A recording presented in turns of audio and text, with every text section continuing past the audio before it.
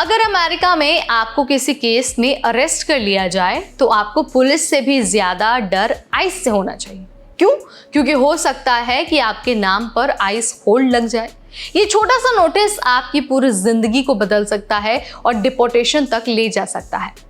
तो हमने सोचा कि आज आपको इसी वीडियो के जरिए हम आपको बताएंगे कि ये जो आइस होल्ड है वो क्या होता है, ये कैसे काम करता है, और अगर आपके या फिर आपके किसी जानने वाले पर ये लग जाता है तो क्या करना चाहिए।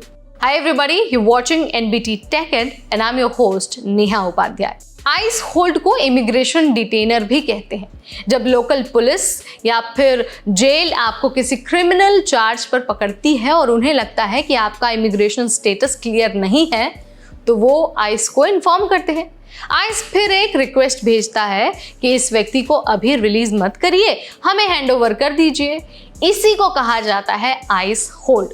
ये होल्ड 48 घंटे तक का हो सकता है, मतलब क्रिमिनल केस में बेल मिलने के बावजूद आपको 2 दिन तक जेल में रखा जा सकता है ताकि आइस आपको कस्टडी में ले सके। अगर आपका वीजा एक्सपायर हो चुका है, अगर आप बिना डॉक्यूमेंट्स के अमेरिका में हैं, अगर आपका पुराना डिपोर्टेशन ऑर्डर पेंडिंग है, अगर आइस को ये लगता है कि आप पब्लिक सेफ्टी रिस्क हो सकते हैं, तो कई बार ये होल्ड सिर्फ शक की वजह से भी लगाया जा सकता है, भले ही आपका स्टेटस लीगल हो। सबसे बड़ा असर ये है कि आपकी बेल डिले हो जाती है। आप कोर्ट से बेल ऑर्डर लेकर भी जेल से बाहर नहीं आ सकते हैं। क्यों? क्योंकि आइस आपको अपने डिटेंशन सेंटर ले जाएगा। वहां से आपका इमिग्रेशन केस शुरू होता है, जिसमें या तो आप अपना स्टेटस प्रूव करते हैं या फिर डिपोर्टेशन का सामना करते हैं। दूसरा बड़ा असर ये होता है कि आपके क्रिमिनल केस और इमिग्रेशन केस दोनों साथ चल सकते हैं, जिससे लीगल खर्च और स्ट्रेस दोनों बढ़ जाता है। तो अब सवाल आता है कि क्या ये लीगल है? अब देखिए, इसके लीगल होने ना होने पर तो काफ़ी सारी बहस है। कई स्टेट्स और सिटीजन सेंचुरी पॉलिसीज फॉलो करते हैं जहां पर लोकल पुलिस आइस की रिक्वेस्ट मानने से मना कर देती है, लेकिन फेडरल लेवल पर आइस होल्ड अब भी एक पावरफुल टूल है।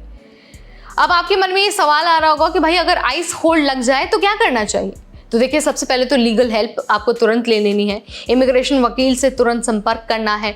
डॉक्यूमेंट्स तैयार रखना है। आपका जो पासपोर्ट है, वीज़ा है, वर्क परमिट है और लीगल स्टेटस प्रूफ है, सब कुछ आपको तैयार रखना है। कोर्ट डेट मिस नहीं करना है। क्रिमिनल और इमिग्रेशन कोर्ट दोनों में टाइम पर पेश होना है। परिवार को इन्फॉर्म करना है ताकि वो वकील हायर करने और बेल अरेंजमेंट में मदद कर सके।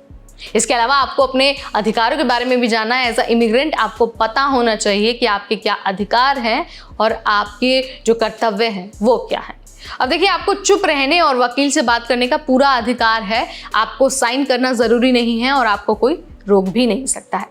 तो भाई, मैंने यहाँ पर बता दिया है कि कैसे आइस होल्ड एक तरह का छुपा हुआ ट्रैप है। बाहर से ये सिर्फ 48 घंटे का होल्ड लगता है, लेकिन इसके बाद शुरू होता है लंबा इमिग्रेशन प्रोसेस।